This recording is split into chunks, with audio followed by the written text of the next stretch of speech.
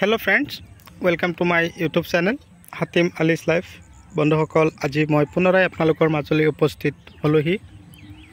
তো আজি মোৰ আলোচ্য বিষয় বৰ্ষা কালত কৰা বেঙেনা খেতিলৈ। আপোনালোকে বৰ্ষা কালত কোন ধৰণৰ বেঙেনাৰ বীজ পচাব, কিমান দিন পিছত পুলিখিনি লগাব লাগিব, কি ধৰণৰ মাটিত লগাব, মাটিৰ গুণাগুণ কেনেকুৱা হ'ব লাগিব, মাটিত কি কি জৈৱিক সাৰ আৰু ৰাসায়নিক সাৰ প্ৰস্তুত ব্যৱহাৰ কৰিব। তো মাটি প্ৰস্তুত কৰাৰ আগমুহূৰ্তত আপোনালোকে এটা কাম কৰিব লাগিব, কি লিকুইড সিঁচিব। ইউৰিয়া সাৰৰ লগত মাটিত লিকুইড দিব। লিকুইড দিলে কি হ'ব, মাটিত থকা যিটো বীজাণু, এই বীজাণু নাশ কৰিব। আৰু যদি পাৰে আপোনালোকে ইয়াৰ বিপৰীতে আপোনালোকে চূণ সিঁচিব। লিকুইড বা চূণ একে ধৰণৰ কাম কৰিব। লিকুইডটো অলপ বেছি কাম কৰে চূণতকৈ, সেইকাৰণে কোম্পানীয়ে উন্নত ধৰণৰ লিকুইড আমাৰ মাজত এৰিছে। তো কথা হ'ল, আপোনালোকে যদি বেঙেনা খেতি কৰিম বুলি ভাবিছে তেনেহ'লে বৰ্ষা কালত কৰা বেঙেনা খেতিৰ ভিতৰত আপোনালোকে ৰাভাদা গোল্ড আৰু মেটাল চিড, মই আপোনালোকক যিটো বেঙেনা খেতি দেখুৱাই আছোঁ এইটো হ'ল ৰাভাদা গোল্ড। তো এইটো বেঙেনা কিন্তু বৰ্ষা কালৰ কাৰণে বৰ উপযোগী কৰিবৰ কাৰণে। আৰু মাটি হ'ব লাগিব এঢলীয়া, পুলিৰ বয়স হ'ব লাগিব 25 পৰা 30 দিন। তো বৰ্তমান ছিজনত কৰিব পৰা চব্জিৰ ভিতৰত আছে বেঙেনা, দাংবডি, তাৰপিছত ভোল, জহা ভোল, তাৰপিছত দীঘলীয়া যিটো ভোল আছে চিবা, আৰু কোমোৰা, জিকা, ভেন্দি এতিয়া কৰিলে আপোনালোকে বিন্দু ভেন্দি যিটো আছে সেইটো কৰিব। আৰু কি কি খেতি কৰিব পাৰি আপোনালোকে কমেণ্ট কৰিব। আপোনালোকে যদি কৰিব বিচাৰিছে মই আপোনালোকক জনাই দিম। তাৰ লগতে পাৰিব এনেকুৱা ধৰণৰ কন্দুলি, লগতে কৰিব পাৰিব পটল, হাইব্ৰিড জাতৰ পটল, মই নিজেও কৰিছোঁ। তো আজি এই আলোচ্য বিষয় হ'ল ৰাভাদা গোল্ড বেঙেনা খেতিৰ বিষয়ে। তো এই খেতি কৰিবলৈ হ'লে আপোনালোকে যেতিয়া পুলিখিনি লগাব তাৰ আগমুহূৰ্তত আপোনালোকে কি কৰিব লাগিব, ধুনীয়াকৈ হাল মাৰিব, ময়াব, চহাই তাৰপিছত লগাব। এটা গছৰ পৰা আৰু এটা গছৰ ডিষ্টেঞ্চ ৰাখিব 2 পৰা 2.5 হাত। মাটি যদি ভাল হয় 2.5 হাত, আৰু মাটি যদি অকণমান তাৰমানে বেছি বালিয়হীয়া হৈ আছে তেনেহ'লে আপোনালোকে 2 হাতকৈ দিলেই হৈ যাব।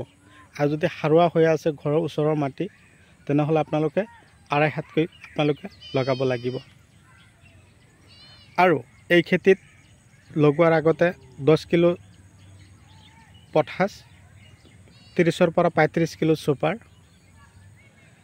তাৰপিছত 10 কিলো ইউৰিয়া, 10 কিলো DAP দি ধুনীয়াকৈ ময়াই ধূলিময় কৰি তাৰপিছত আপোনালোকে লগাবৰ কাৰণে প্ৰস্তুতি ল'ব। গছৰ বয়স 15 দিন 20 দিন হোৱাৰ পিছতে আপোনালোকে কি কৰিব, ইকা বা দাহাত, পুৰণীয়া পোকৰ কাৰণে পকেট এইবিলাক স্প্ৰে কৰিব। লব্ৰিঅ, আৰু বেঙেনা খেতিৰ বাবে আটাইতকৈ ভাল ঔষধেই হ'ল চেমডিছ। আপোনালোকে যদি খেতি কৰিছে, বেঙেনা খেতিৰ পৰা পোক এৰাব পৰা নাই তেনেহ'লে আপোনালোকে চেমডিছ স্প্ৰে কৰিব। 160 ডিগ্ৰী তাপমাত্ৰাটো দিব পাৰিব। যেনেকুৱা ধৰণৰ পোক আপোনালোকৰ বেঙেনা খেতিত নাথাকক কিয়, আপোনালোকৰ বেঙেনা খেতিৰ পৰা পোকবিলাক আঁতৰাব পাৰিব। আৰু এটা কথা হ'ল কি, তো বেঙেনা খেতিত অধিক ফলন ধৰাবৰ কাৰণে বহুতে মোক কমেণ্ট কৰি কয়, দাদা জিকা গছত ফুল বহুত আহে কিন্তু ভৰি পৰি যায়।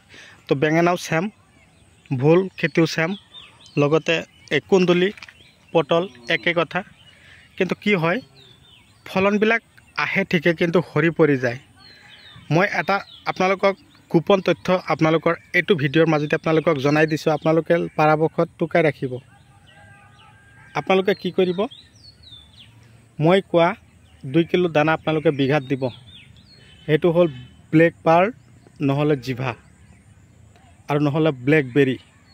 3টাৰ পৰা আপোনালোকে যিকোনো এটা চিলেক্ট কৰি আপোনালোকে দিব। ইয়াৰ লগতে আপোনালোকে কি কৰিব, মেগনেছিয়াম আৰু কেলছিয়াম দানা খেতিত দিব। মেগনেছিয়াম গছৰ তাৰমানে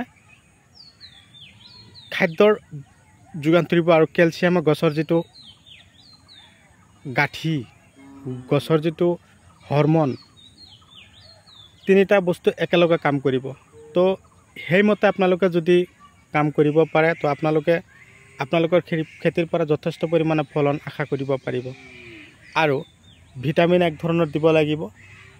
আমি ভিটামিনখিনি চিনি নোপোৱাৰ কাৰণে কিন্তু আমাৰ খেতি বাতিৰ পৰা আমি ফলন আশা কৰাটো একদম মিছা হৈ আছে। আপোনালোকে যদি ভিটামিন ইউজ কৰে, এটা হ'ল ছাই পাৱাৰ প্লাছ, আৰু এটা হ'ল পিক আপ, আৰু এটা হ'ল ৰজুতা।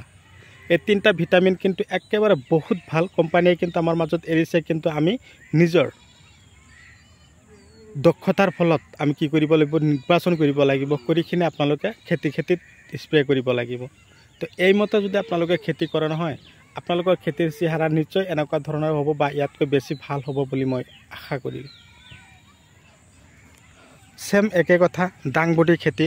এতিয়া কিন্তু বৰ্ষাকাল, বৰষুণ পৰি আছে, দাংবডিৰ গছবিলাক হালধীয়া হৈ যায়। হৈ যোৱাৰ ফলত আমাৰ পাতবিলাক হালধীয়া হৈ যোৱাৰ পিছত, কেঁচুৰি হৈ যোৱাৰ পিছত আমালোকে কিন্তু খেতিৰ ওপৰৰ পৰা মনটো উঠি যায়। তেতিয়া আপোনালোকে কি কৰিব লাগিব, খেতিত অকণমান গুৰুত্ব দিব লাগিব। চাইমক্স স্প্ৰে কৰি দিব, নহ'লে মক্সিমেট স্প্ৰে কৰি দিব। তো বেঙেনা খেতিও চেম, পাতবিলাক যেতিয়া হালধীয়া হৈ যায়, নহ'লে বেঙেনাবিলাক এনেকুৱা ধৰণৰ পচি যায়, এনেকুৱা ধৰণৰ যেতিয়া গেলি যাব, তেতিয়া কিন্তু আমাৰ নানান ধৰণৰ সমস্যাই দেখা দিব। বৰ্তমান বেঙেনাৰ চাহিদা কেনেকুৱা আছে, আপোনালোকৰ ফালৰ পৰা দাম কেনেকুৱা, আপোনালোকে কমেণ্ট কৰি জনাব, মই বহুগুণে আনন্দিত হ'ম। আৰু যদি আপোনালোকে মোৰ চেনেলৰ নতুন ভিউৱাৰ্ছ হিচাপে আছে, তেনেহ'লে মোৰ চেনেলটো ছাবস্ক্ৰাইব কৰি দিব আৰু কাষত থকা বেল ঘণ্টিটো লাহেকৈ বজাই দিব, যাতে এনেকুৱা ধৰণৰ উন্নত ৰাসায়নিক, বৈজ্ঞানিক আৰু জৈৱিক পদ্ধতিৰে কৰা খেতিৰ ভিডিঅ' অলৰেডি আপোনালোকে পাই থাকে। তো কথা হ'ল বন্ধুসকল, বৰ্তমান যিটো ছিজন চলি আছে, এইটো বৰ্তমান ছিজনত ৰাভাদা গোল্ড বা মেটাল চিড বেঙেনা খেতি আপোনালোকে কৰিব বুলি মই আপোনালোকক উৎসাহ দিলোঁ। আপোনালোকে খেতি কৰক, সফল হওক, তাৰে কামনা কৰিলোঁ। মই যিখিনি কথা আপোনালোকক এইটো ভিডিঅ'ৰ মাজেদি কৈছোঁ, আপোনালোকে কথাখিনি অকণমান গুৰুত্ব সহকাৰে শুনিব, গুৰুত্ব সহকাৰে আপোনালোকে খেতিৰ ওপৰত মনোযোগী হৈ যাতে খেতিৰ পৰা ভাল এটা টকা উপাৰ্জন কৰিব পাৰে, তাৰে কামনা লৈ আজি আপোনালোকৰ মাজৰ পৰা বিদায় লৈছোঁ। পৰৱৰ্তী ভিডিঅ'ত লগ পাম। ধন্যবাদ।